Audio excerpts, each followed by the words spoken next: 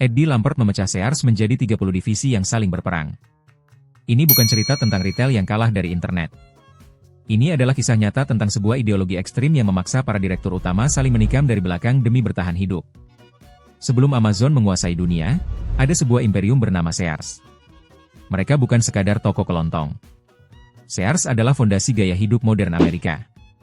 Melalui buku katalog tebal mereka yang legendaris, Anda bisa membeli apa saja, mulai dari pakaian dalam, mesin cuci Kenmore, perkakas Craftsman, bahkan cetakan rumah utuh yang dikirim langsung menggunakan kereta api.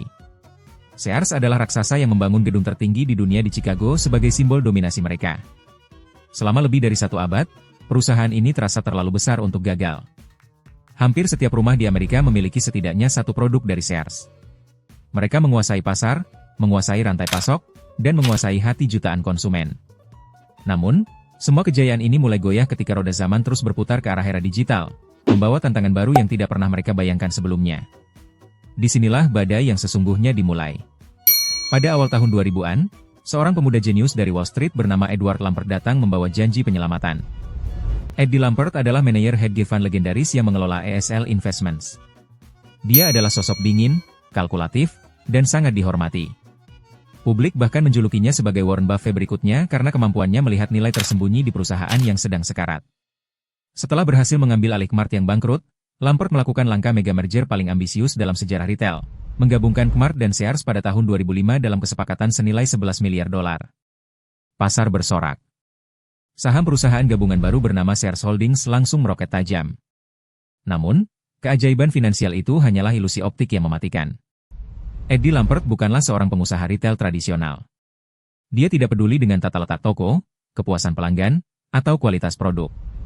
Lampert adalah seorang pengikut setia objektivisme, sebuah filsafat sosial yang dipopulerkan oleh penulis terkenal Ayn Rand dalam bukunya Atlas Shrugged. Inti dari ideologi ini sangat sederhana namun ekstrim. Kepentingan diri sendiri adalah kebaikan moral tertinggi, altruisme adalah kelemahan, dan pasar bebas tanpa regulasi adalah satu-satunya sistem yang adil. Lampert memiliki keyakinan absolut bahwa jika prinsip pasar bebas ekstrim ini diterapkan di dalam struktur internal perusahaan, maka efisiensi tertinggi akan tercapai secara otomatis. Dari keyakinan buta inilah, eksperimen sosial paling merusak dalam sejarah korporasi modern lahir. Pada tahun 2008, Lampert meluncurkan struktur organisasi baru yang radikal bernama SOAR. Dia memecah Sears menjadi lebih dari 30 divisi bisnis yang sepenuhnya independen. Divisi pakaian, divisi perkakas Craftsman, divisi elektronik, hingga divisi suku cadang mobil dipisahkan secara paksa. Setiap divisi kini memiliki dewan direksi sendiri, presiden direktur sendiri, laporan keuangan sendiri, dan target keuntungan yang terpisah. Lampert berasumsi bahwa dengan membuat setiap divisi bersaing satu sama lain untuk memperebutkan sumber daya finansial, kinerja mereka akan meningkat pesat. Dia membayangkan sebuah ekosistem internal yang kompetitif dan efisien. Kenyataannya justru menjadi mimpi buruk yang mengerikan.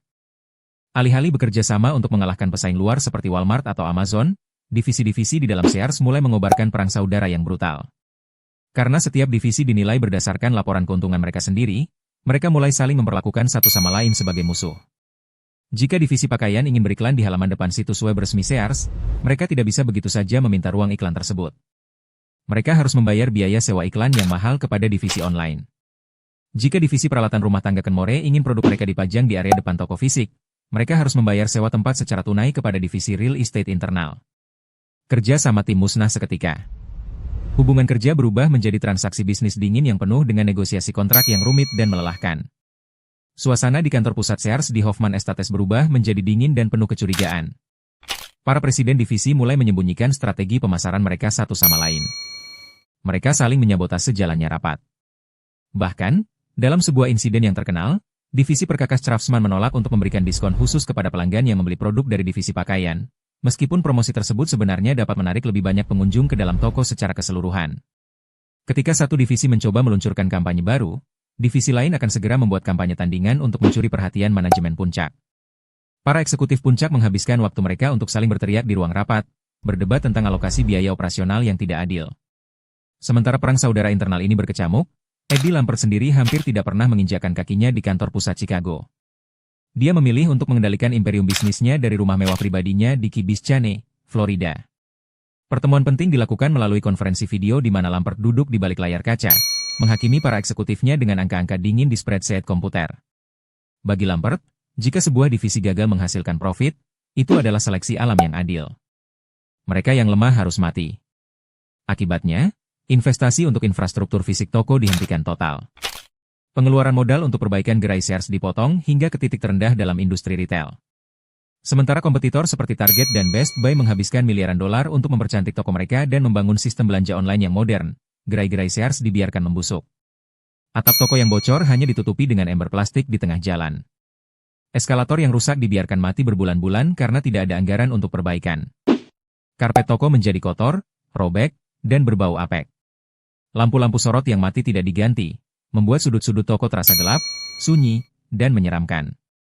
Berbelanja di Sears tidak lagi menjadi sebuah pengalaman yang menyenangkan, melainkan sebuah perjalanan melintasi sisa-sisa kejayaan masa lalu yang menyedihkan. Para pelanggan mulai pergi dan tidak pernah kembali lagi. Penjualan merosot tajam dari tahun ke tahun. Alih-alih menyadari kegagalan eksperimen sosialnya, Lampert justru melipat gandakan strateginya.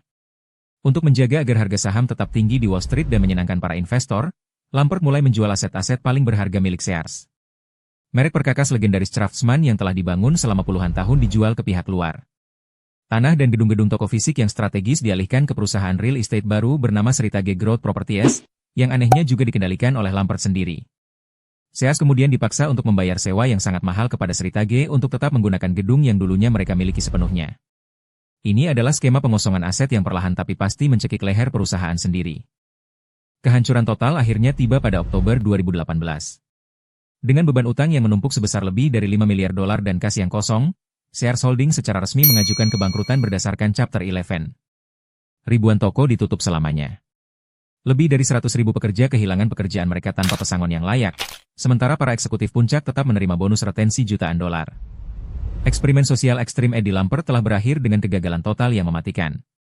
Dia mencoba membuktikan bahwa keserakahan dan persaingan tanpa batas adalah mesin penggerak terbaik bagi sebuah organisasi.